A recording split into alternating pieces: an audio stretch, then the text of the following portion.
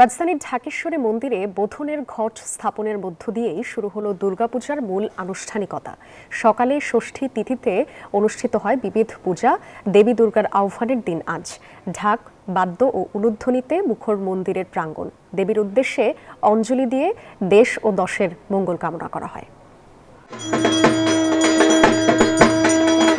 চলছে ষষ্ঠীর ব্রতপাঠ। একই সাথে প্রদীপে, ধূপে, ঢাকের তালের সাথে উলুধ্বনিতে দেবী দুর্গার আগমন হলো মর্তে। ঘটে করা হলো তার প্রাণ প্রতিষ্ঠা। আজ সায়ংকালে হবে মা দুর্গার আমন্ত্রণ ও অধিবাস।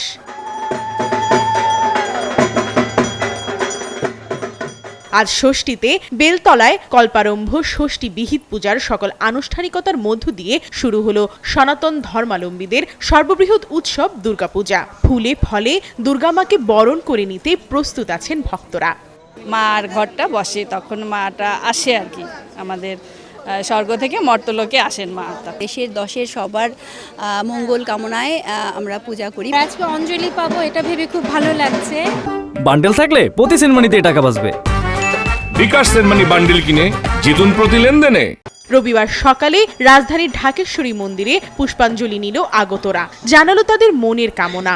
মায়ের কাছে প্রার্থনা করি যেন আমরা সবাই, সব ধর্মের মানুষ এক হয়ে থাকতে পারি। খারাপ সময় যদি কারোর জীবনে যায়, তাদের যাতে সময়টা কেটে যায় আর সামনে আগানোর শক্তি দিক আমাদেরকে। দেশের সার্বিক পরিস্থিতি যাতে ভালো হয় আর একটু যাতে সবকিছু স্টেবল হয়।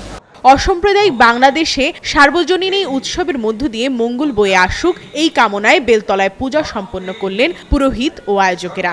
সনাতনী পুরাণ মতে ষষ্ঠী পূজার মর্মার্থ জানালেন তারা। সব সনাতন ধর্মাবলম্বী সহ বাংলাদেশের সকল মানুষকে আমরা আমাদের পূজা উৎসবের এই আনন্দ পৌঁছে দিচ্ছি। ধর্ম যার যার, রাষ্ট্রটি সবার। এর ভিতরে কিন্তু আমার পূজার সাথে সরকার, রাষ্ট্র এবং জনগণ সার্বজনীনতা আছে।